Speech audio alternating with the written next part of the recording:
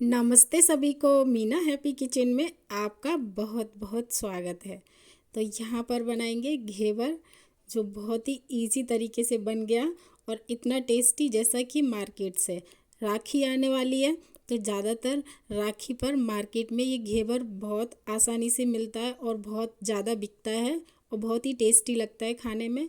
तो यहाँ पर इजी तरीके से बनाएंगे। तो यहाँ पर मैंने 1 कप चीनी ली है।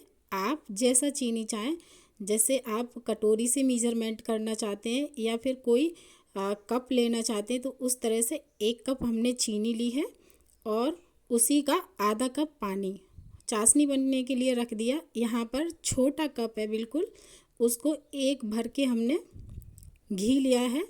घी को अच्छे से मेल्ट कर लिया है और यहाँ पर आइस क्यूब्स, आपके पास बर्फ़ हो उसको यहाँ पर डालकर और इस तरह से मिक्स कर देंगे। कंटिन्यू कंटिन्यू मिक्स करेंगे इसको इसी तरह से। आप चाहें तो इसको मिक्सी में भी मिक्स कर सकते हैं, पर हम यहाँ हाथ से कर रहे हैं। देखिए इस तरह से अच्छे से मिक्स हो जाएगा ये, और जो आइस बचेगी ना उसको बाहर निकाल देंगे। इस तरह से फेंटना है, एक तरह से कह सकते हैं। घेवर में जो जाली आती है वो उसका रीज़न यही होता है कि इस तरह से उसको फेंट कर और एक स्मूथ सा मक्खन तैयार हो जाएगा, बहुत ही फ्लफी और बहुत लाइट वेट में हो जाएगा ये घी। इस तरह से एक्स्ट्रा पानी और आइस को निकाल दिया है। बस अब ये जो हमारा घी है इस तरह से इसको हाथ से ही फेंटना है। आप चाहें तो इसे मिक्सी में भी फेंट सकते हैं जब ज़्यादा क्वांटिटी हो तो। अभी क्या क्वांटिटी थोड़ी है तो हम इस तरह से हाथ से ही इसको अच्छे से फेंटेंगे। तो जो ये घेवर बनेगा ना बहुत ही टेस्टी बनता है। मार्केट में इसका रेट बहुत महंगा होता है क्योंकि इसके ऊपर जो मावा डालते हैं, खोया डालते हैं, तो उसका रेट बढ़ जाता है। और ये प्योर घी में बनाते हैं तो 1000-1200 के समथिंग में केजी के हिसाब से ये मिलता है, मगर लगता बहुत टेस्टी है। और राखी पर ज़्यादातर सभी लोग मार्केट से ख़रीद कर खाते हैं। तो ये आप घर पर आसानी से इजी तरीके से बना सकते हैं। कुछ भी इसमें ऐसा नहीं है कि आप घर पर ना बना पाएँ। तो इस तरह से फेंट कर तैयार किया, हल्का हो गया।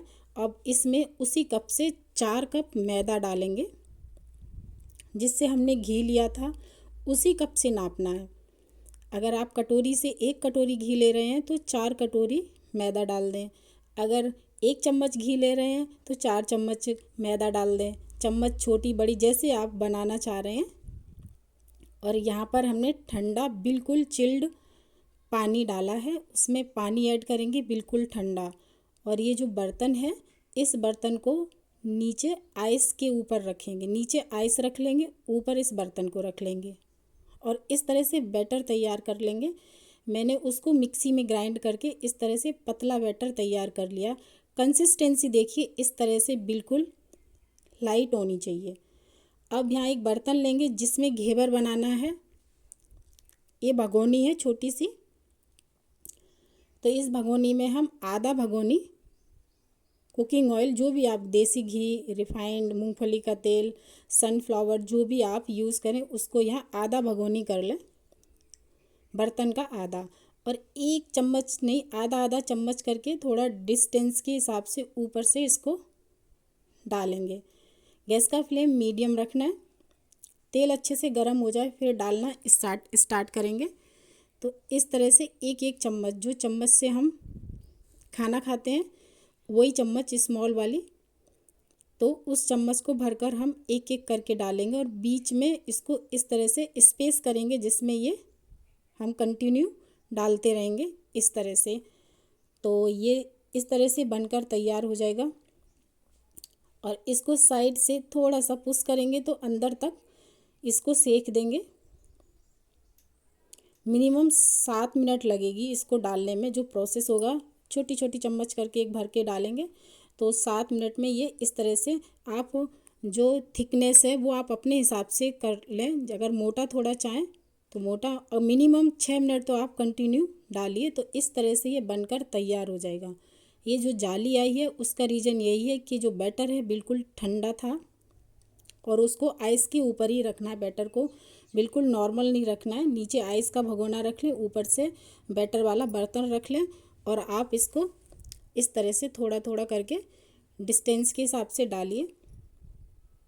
तो इस तरह से ये बन जाएगा। गैस का फ्लेम मीडियम रखना है।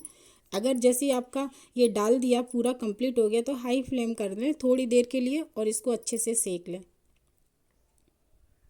बीच में थोड़ा स्पेस करते जाएंगे चाकू से, जिससे कि हम जो बैटर डालते हैं वो एक जगह नहीं रहेगा और चारों तरफ स्प्रेड होता चला जाएगा और इस तरह से एक बढ़िया सी जाली बनकर तैयार होगी।